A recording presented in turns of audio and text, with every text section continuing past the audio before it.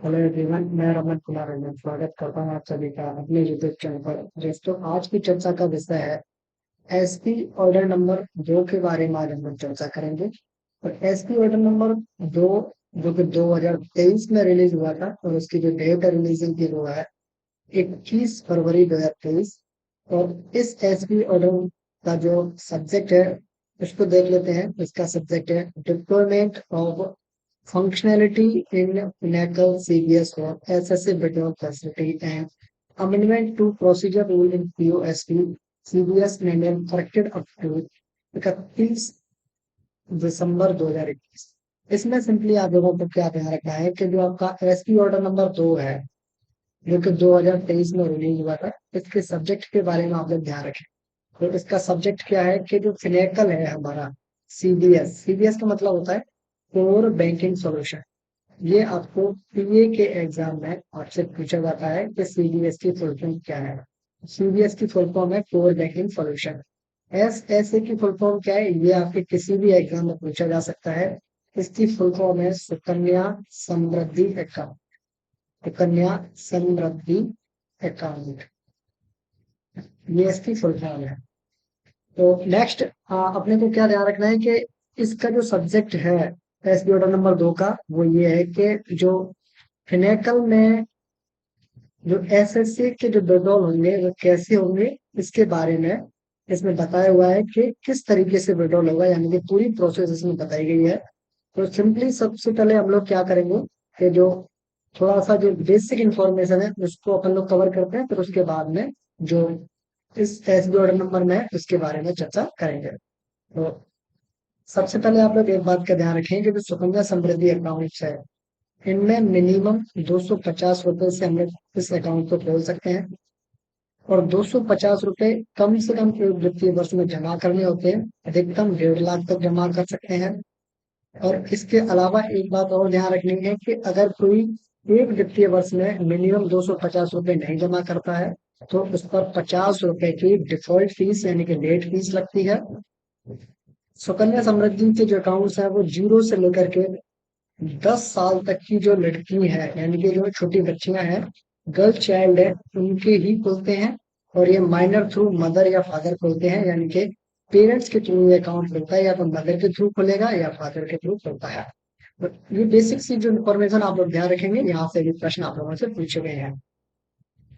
Sukanya Samriddhi account में एक इसकी एक विशेषता ये है कि अगर लड़की की उम्र 18 वर्ष हो जाए या लड़की 10वीं पास कर ले और उच्च शिक्षा के लिए, यानी कि उसको पढ़ाई के लिए अगर पैसे निकालने हैं, या 18 साल कंप्लीट करने के बाद में शादी के लिए अगर पैसा निकालना है, तो इस केस में सुकन्या समृद्धि अकाउंट से, इन दोनों ही केसेस में सुकन्या समृद्धि अकाउंट से आप विड्रॉल कर सकते हैं, यानी कि पैसे निकाल सकते हैं। पैसा कितना निकाल सकते हैं, तो जो भी आपके अकाउंट में जमा राशि है उस जमा राशि का 50% पैसा आप निकाल सकते हैं। 50% पैसे को आप एक बार में निकाल सकते हैं, या आप लोग इसे 5 किस्तों में निकाल सकते हैं। 5 किस्तों का मतलब है कि एक साल में एक बार आप निकाल सकते हैं। तो कुल मिलाकर के आप लोग 5 साल में आप 5 ट्रांजेक्शन कर सकते हैं, इससे ज्यादा नहीं कर सकते हैं। फिर से सुने कि सुकन्या समृद्धि अकाउंट में 18 साल की उम्र होने पर या 10वीं क्लास पास करने पर, 10वीं क्लास पास करनी है तो उच्च शिक्षा के लिए, और 18 साल के बाद में शादी करनी है तो सुकन्या समृद्धि अकाउंट से पैसे निकाले जा सकते हैं। इन दोनों कंडीशंस में पैसे निकालने के लिए जो जमा राशि है उसका 50% अमाउंट आप विड्रॉल कर सकते हैं।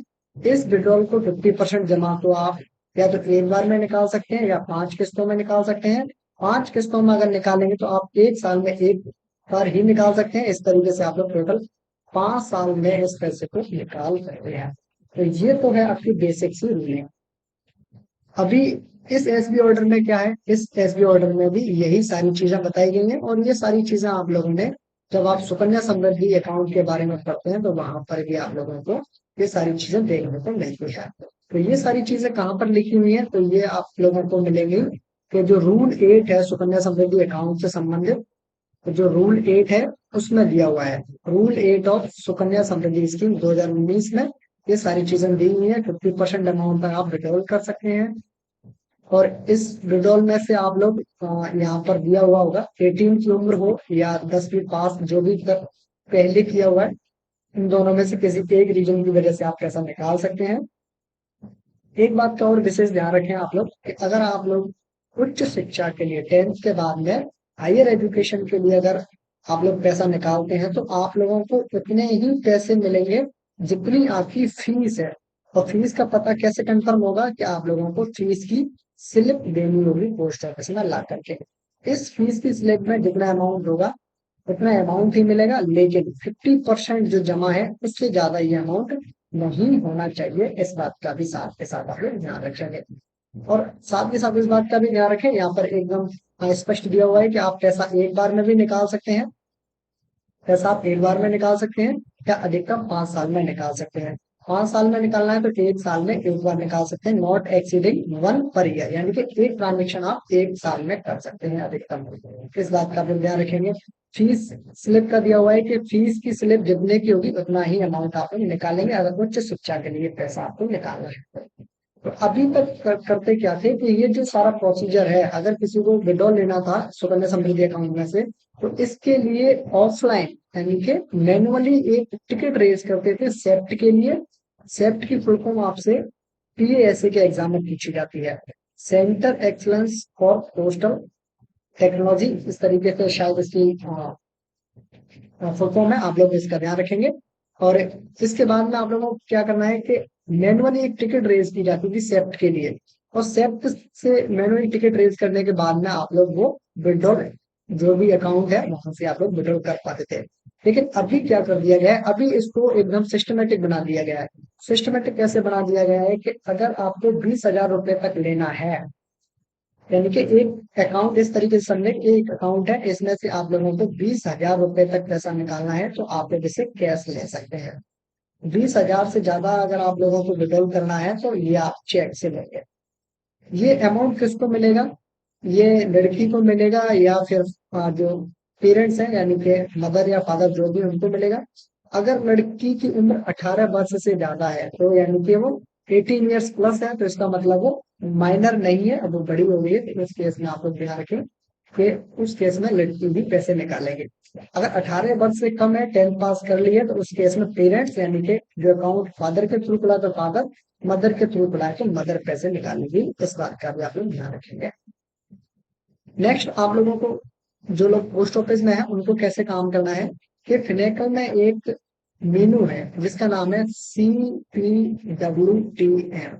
इसको आप लोगों को कमांड लगानी है। उसके बाद में आपको कैश या ट्रांसफर, यानी कि अगर 20,000 तक है तो आप कैश सेलेक्ट करेंगे, और इससे ज्यादा है तो आप लोग ट्रांसफर को सेलेक्ट करेंगे। उसके बाद में सेलेक्ट नॉर्मल विंडो वो, उसके बाद में ये सारी फील्ड अकाउंट नंबर वगैरह लिखने हैं आप लोगों को। रीजन्स वगैरह लिखने के बाद में आप लोग, अगर 50,000 से ज्यादा अमाउंट है तो पैन कार्ड नंबर लिख करके सबमिट करना है। इस तरीके से आप लोगों को लिखना है। फिर उसके बाद में ट्रांजेक्शन आईडी लिखनी है, वो सारी जो फॉर्मेलिटीज आप करते हैं वैसे ही करनी है।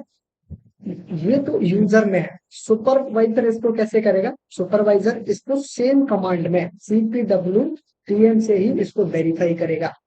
अगर रॉन्ग अमाउंट अगर विड्रॉल होता है तो उस केस में आप लोग रिवर्स एंट्री के लिए CPWTM कमांड का यूज करेंगे, इस मेनू को लगाएंगे, और इस मेनू में ही आप लोगों को जितने का विड्रॉल आपने किया है, यानी कि मान के चलें कि आप लोगों ने विड्रॉल किया 50,000 का और आपको करना था 40,000 का, तो आप लोगों को डिफरेंट अमाउंट नहीं वापस करना है, आपको पूरा विड्रॉल जो अमाउंट था वही आपको रिवर्स करना है। उसके बाद में सही अमाउंट को विड्रॉल करना है। तो इस तरीके से आप लोग इसे रिवर्स एंट्री भी इसकी कर सकते हैं। तो इसमें सिंपली क्या था, आप लोगों को अब एक तरीका बता दिया गया है कि इस कमांड के थ्रू, इस मेनू की से आप लोग जो अमाउंट है वो विड्रॉल कर सकते हैं। और आप लोग कमांड है वो ध्यान रखेंगे, कमांड कौन सी है, तो कमांड है CPWTM। यहाँ से ही आपको विड्रॉल करना है, इसी से आपके सुपरवाइजर वेरीफाई करना है। रिवर्स एंट्री करनी है तो रिवर्स एंट्री के लिए आप लोगों को CPWTM का यूज करना है। और किस तरीके से प्रोसेस करनी है वो सारी चीजें आप लोगों ने यहाँ पर इसमें देखी। और बेसिक सी इंफॉर्मेशन जो थी वो आप लोगों को पता होना चाहिए, जो कि आप लोग ऑलरेडी कई बार पढ़ चुके हैं। तो इस एसबी ऑर्डर में सिर्फ और सिर्फ आपको सुकन्या से कैसे विड्रॉल करना है, यूएसबी जो सीवीएस मैनुअल है वहां पर पहले ऑफलाइन होता था, अभी जो इस एसबी ऑर्डर के बाद से आप लोगों को ऑनलाइन सारी प्रक्रिया करनी है, इस बात का आप लोग ध्यान रखिएगा। तो सुकन्या समृद्धि अकाउंट से विड्रॉल हो सकता है, किन कंडीशंस में हो सकता है, कैसे कर सकते हैं, अमाउंट कहाँ जाएगा, किस तरीके से विड्रॉल करना है, किस मेनू का यूज करना है, गलत अमाउंट अगर विड्रॉल हो जाता है तो रिवर्स कैसे करना है, वो सारी चीजें आप लोगों ने इसमें जानी। एग्जाम के पॉइंट ऑफ व्यू से सारी चीजें इंपॉर्टेंट है और डेली लाइफ के अकॉर्डिंग भी सारी चीजें इंपॉर्टेंट है, इसलिए आप लोग इस एसबी ऑर्डर को सही तरीके से इसका इस्तेमाल करें और सही तरीके से इसको याद भी रखें, तो आगे आपके लिए काम भी आएगा प्रमोशन के बाद। तो इसके बाद में इस वीडियो को अपन लोग यही पे एंड करते हैं। ये है उनकी इस वीडियो का धन्यवाद।